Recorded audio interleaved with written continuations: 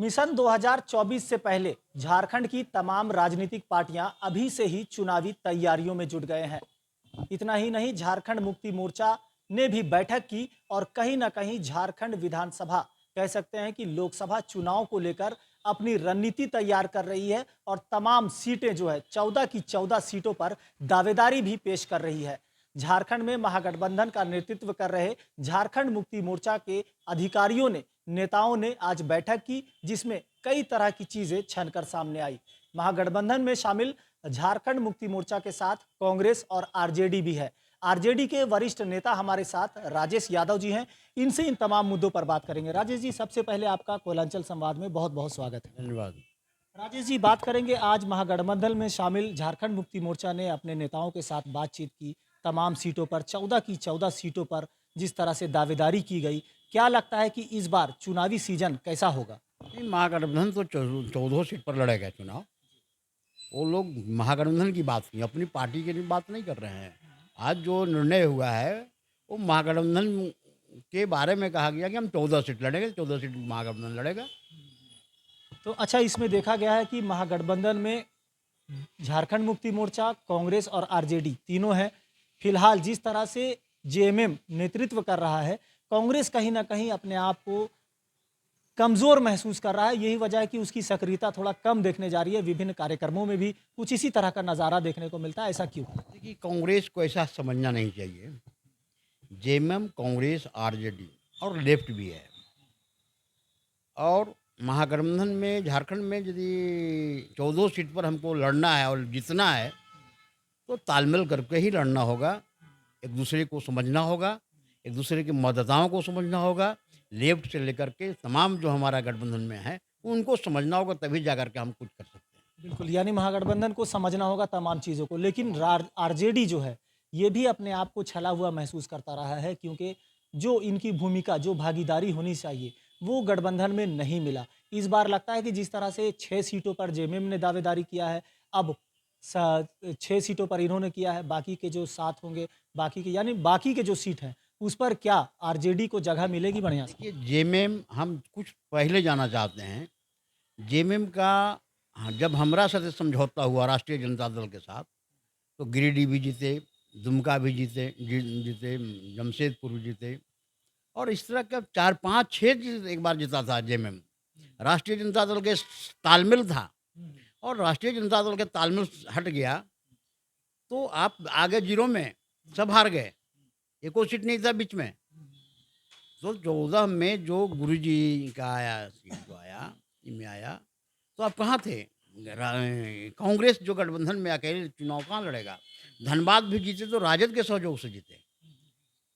ये जीते थे आपका दुबे जी, चंद्रशेखर दुबे जी, ददई दुबे जी। तो हम लोगों ने उनको समर्थन किया, धनबाद तब जीते। अकेले लड़के कहाँ जीत रहे हैं आप? तो बात को समझना होगा, नेतृत्व को समझना होगा। हमारा तो एक ही मकसद है राष्ट्रीय हमारा नेता का, भारतीय जनता पार्टी को रोकना है। तो भारतीय जनता पार्टी के रोकने का है तो हम सबको न मिलकर करना होगा।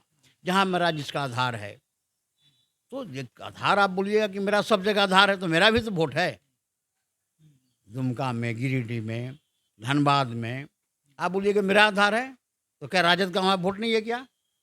कांग्रेस के नेता या जेएमएम के नेता वो अच्छी तरह से जानते हैं कि राजद का वोट है, कोडरमा में वोट है, गिरिडीह में है। गिरिडीह में नहीं है क्या? सब गिरिडीह में तभी न जीते, जेएमएम जीता है जब हमसे समझौता हुआ। हमसे समझौता नहीं तो आप हार गए।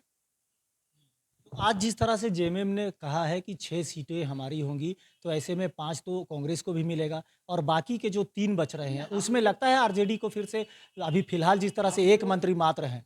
हम लोग एक मंत्री से नहीं होता है, मंत्री एक है। हम जो 5 सीट हारे विधानसभा में, कितने वोट से हारे? चतरा में हैं, चतरा जीत गए, आपका विश्रामपुर, छतरपुर विधानसभा हुआ, विश्रामपुर विधानसभा हुआ, या गोडा या दुमका हुआ, दुमका नहीं, कोडरमा, देवघर। हम कितने वोट से हारे हैं? राष्ट्रीय जनता दल क्या वोट नहीं मेरा क्या? कहीं 1500 से हारे, कहीं 2400 से हारे। वोट है 60,000, 60,000 से ऊपर वोट आया। कारण यही मान सकते हैं। ते हार जीत रहा, लेकिन ये कि ये एक सीट जीते हैं इसलिए आप कुछ नहीं है झारखंड में। ये जो लोग सोच रहे हैं वो मूर्खता कर रहे हैं कि राजद एक सीट जीता है, राजद का यहाँ कोई नहीं है। ये जो सोच रहे हैं वो मूर्खता कर रहे हैं। यानी इस बार उम्मीद है कि राजद को इस बार प्राथमिकता राजद आप हम तो पूछना चाहते हैं जेएमएम के और कांग्रेस के नेताओं से, वरिष्ठ नेताओं से, ये बात हेमंत जी समझ रहे हैं। हेमंत जी समझ रहे थे, गुरु जी समझते हैं, लेकिन कुछ लोग बीच के जो आदमी हैं वे लोगों को लग रहा है कि हम ही सब ही हैं, ये गलत है। कांग्रेस के लोग समझ रहे हैं, हम लोगों को तो नहीं। क्या इनको मालूम नहीं है कि कोडरमा में हमारा सबसे ज़्यादा आधार है, चतरा में आधार है, हजार आपका पलामू में है, गोडा में है। कितना वोट से हम लोग हारे लोकसभा में। आज चंपई सोरेन की अध्यक्षता में जिस तरह से बैठक हुई, कार्यकारिणी की बैठक हुई, इसमें मिथिलेश ठाकुर ने भी कहा है कि हम 14 सीटों पर रहेंगे। लेकिन इसके अलावे उन्होंने पूर्व मुख्यमंत्री हेमंत सोरेन को जिस तरह से केंद्रीय जांच एजेंसियों द्वारा जो दबिश बनाया गया, जो आज वो जेल में है, तो इसे लेकर के भी उन्होंने टिप्पणी की है कि एक आंख में सुरमा, एक आंख में काजल। इसे आरजेडी कैसे देखती है? नहीं, आरजेडी तो स्पष्ट मानना है कि हेमंत सोरेन जी के साथ अन्याय हो रहा है। पूरा राष्ट्रीय जनता दल परिवार हेमंत सोरेन जी के साथ है। पूरे देश के पैमाने पर आप देख लीजिए कि जिस तरह से परेशान किया जा रहा है। आप देख लीजिए महाराष्ट्र में अशोक चौहान आए, उन पर आरोप था। जो जो आरोपित आए और राज्यसभा बन रहे हैं, मंत्री बनाए जा रहे हैं, कहीं बनाए जा रहे हैं। लेकिन हेमंत जी के साथ तो गड़बड़ी बहुत भयंकर तरीके से उनको परेशान किया जा रहा है। लेकिन वो परेशान होने वाला नहीं है। आंदोलन के जो उपज हैं, उनके पूरा परिवार झारखंड अलग राज्य के लिए, झारखंड अलग राज्य बने इसके लिए आंदोलनरत रहे, कुर्बानियाँ दी। भारतीय जनता पार्टी के कौन नेता है जो अलग राज्य का आंदोलन किया? बताइए। ये सही है कि राज्य बनने के पहले इनका विधायक ज़्यादा थे, तो इन सरकार बन गया, बाबूलाल मरांडी जी बन गए। बाबूलाल मरांडी जी अलग राज्य के लिए आंदोलन किए थे क्या? पूछना चाहिए बाबूलाल मरांडी जी से कि अलग राज्य के लिए इन्होंने एक बनाया था वनांचल। वनांचल बनाया था, लेकिन वनांचल क्या लड़ाई लड़ा क्या? जेएमएम ने लड़ाई लड़ा, और जहाँ जेएमएम लड़ा आपका, और उनके जो संगठन थे उन लोगों ने लड़ा। भारतीय जनता पार्टी कहाँ लड़ा? लेकिन चूंकि सत्ता में राज बना तो उनको मिल गया, तो बोलते हैं कि हम ही लड़े। बाबूलाल मरांडी जी लड़ाई लड़े हैं क्या? दीपक प्रकाश जी अलग राज्य की लड़ाई लड़े हैं क्या? कौन नेता लड़ा है उनका? अलग राज्य की लड़ाई में कौन सक्रिय भाग लिया है क्या? अच्छा, बीते कुछ दिनों से झारखंड की सियासत में जो उठापटक चल रही है, जिस तरह से केंद्रीय जांच एजेंसियों की जो दबिश हुई या जो भी कार्रवाई हुई, इसे लेकर क्या लगता है कि आगामी चुनाव में इसका असर देखने को मिलेगा? नहीं, कोई असर नहीं पड़ेगा। हर नेता को, पार्टी के लोगों को अपनी पार्टी नेतृत्व से अपनी बात रखने का संवैधानिक अधिकार है। तो इधर कांग्रेस में है, राजद में है, जेएमएम में है, भाजपा में कहाँ है? अभी आपने नहीं देखा, माला पहनाते उतार दिए। राष्ट्रीय अध्यक्ष को किस तरह से अपमानित होना पड़ा, राजनाथ सिंह जी को अपमानित किया, सारे लोग, मीडिया सारे लोग तो बता रहा है। तो वहाँ पर अधिकार नहीं है, संवैधानिक अधिकार नहीं है, स्वतंत्रता नहीं है। इस तरह का हो गया भारतीय जनता पार्टी। और यहाँ तो हम लोग का अधिकार है, सभी को अपने नेतृत्व से बात करने का, नेतृत्व से अपनी बात, नेतृत्व के पास अपनी बात रखने का अधिकार है। उसी अधिकार के तहत कांग्रेस के माननीय विधायकों ने अपना बात रखा है केंद्रीय नेतृत्व के पास जाकर के, और हम समझते हैं कि जिस तरह का है सारे चीज ठीक हो गए हैं। विधायकों ने जिस तरह से आला कमान से मुलाकात की, बात रखी, आपने कहा सभी को अधिकार है बात रखने का, लेकिन आपने कहा कि सभी पर नेतृत्वकर्ता को ध्यान देने की जरूरत है, ये भी आपने कहा। लेकिन अगर आपसी कला नहीं होती तो फिर ये विधायकों की को क्या जरूरत थी आला कमान से मुलाकात करने की, यहाँ से दिल्ली जाने की, और वापस ये लोग लौटे हैं? नहीं, सबकी अपनी भी इच्छा होता है। पहले से 4 मंत्री थे कांग्रेस का, तो इसमें कुछ लोगों को था कि हम लोग भी उनको बैक किया जाए और हमको रखा जाए, हमको दिया जाए।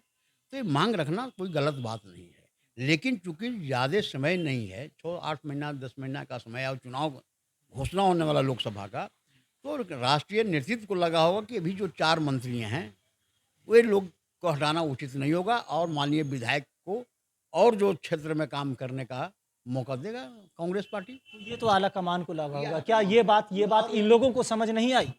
अब इनकी समझ आई या नहीं आई, ये उनकी पार्टी की मामला है। लेकिन निश्चित रूप से हम कहना चाहेंगे माननीय विधायकगण को कि अब समय नहीं है। और आप बोल रहे हैं कि हम भारतीय जनता पार्टी को हराना है। आप बोल रहे हैं कि हमको यहाँ हेमंत सोरेन जी को मदद करना है। हम हेमंत जी के हनुमान बने हुए हैं। तो आपको उसके अनुरूप काम करना चाहिए ताकि कोई कहे नहीं कि आप भाजपा को मदद कर रहे हैं। बहरहाल ये थे हमारे साथ राष्ट्रीय जनता दल के वरिष्ठ नेता राजेश यादव, जिन्होंने सीधे तौर पर कहा है कि झारखंड में महागठबंधन का सपोर्ट करना है और केंद्र की भाजपा सरकार को यदि जवाब देना है तो आपसी सहमति और आपसी मिलाप के साथ चलने की जरूरत है। खास करके जिस तरह से झारखंड में सियासी रंग देखने को मिला, इससे लड़ने की जरूरत है। इन्होंने ये भी कहा है कि गठबंधन में किसी तरह का आपसी कलह नहीं है। हालांकि यहाँ के जो विधायक थे वो आला कमान से मिले, भले ही उन्हें संतुष्टि मिली या नहीं मिली, समय कम है। अब जरूरत है लोगों को एक साथ मिलकर आगे बढ़ने की, ताकि चुनावी सीजन में सफलता हासिल किया जा सके। सहयोगी फैयाज के साथ मोइजुद्दीन, कोयलांचल संवाद, रांची।